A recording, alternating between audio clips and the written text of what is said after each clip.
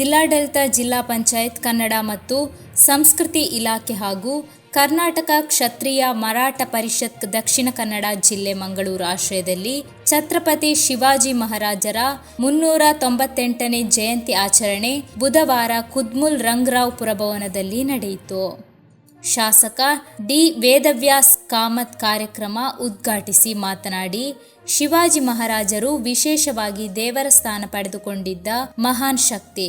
ಮುಂದಿನ ದಿನಗಳಲ್ಲಿ ನಗರದಲ್ಲಿ ಶಿವಾಜಿ ಮಹಾರಾಜರ ಭವ್ಯವಾದ ಎತ್ತರದ ಪ್ರತಿಮೆಯನ್ನು ಸ್ಥಾಪಿಸಿಕೊಡುತ್ತೇನೆ ಎಂಬ ಆಶ್ವಾಸನೆಯನ್ನು ನೀಡಿದರು.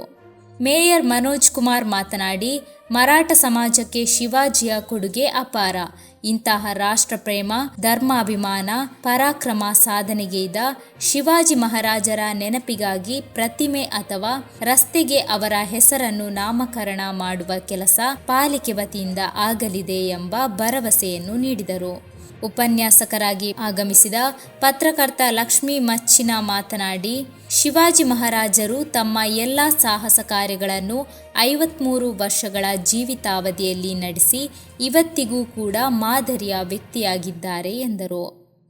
ಕಾರ್ಯಕ್ರಮದಲ್ಲಿ ನಾಟಕಕಾರ ವಿಜಯ್ ಕುಮಾರ್ ಕೊಡಿಯಾಲ್ಬೈಲ್, ಕರ್ನಾಟಕ ಕ್ಷತ್ರಿಯ ಮರಾಠ ಪರಿಷತ್ ಜಿಲ್ಲಾಧ್ಯಕ್ಷ ಸುರೇಶ್ ರಾವ್, ಗಿರೀಶ್ ರಾವ್ ಬೋನ್ಸ್ಲೆ, ಸವಿತಾ ನಾಗೇಶ್ ಪಾಟೀಲ್, ಭಾಗ್ಯಲಕ್ಷ್ಮಿ ಸುಧಾಕರ್ ಸಿಂಧ್ಯಾ, ನಿಖಿಲ್ ಜಾಧವ್ ಉಪಸ್ಥಿತರಿದ್ದರು. ಕರ್ನಾಟಕ ಮತ್ತು ಸಂಸ್ಕೃತಿ ಇಲಾಖೆ ಸಹಾಯಕ ನಿರ್ದೇಶಕ ರಾಜೇಶ್ ಸ್ವಾಗತಿಸಿ, ವಾರುಣಿ ನಾಗರಾಜ್ ನಿರೂಪಿಸಿದರು.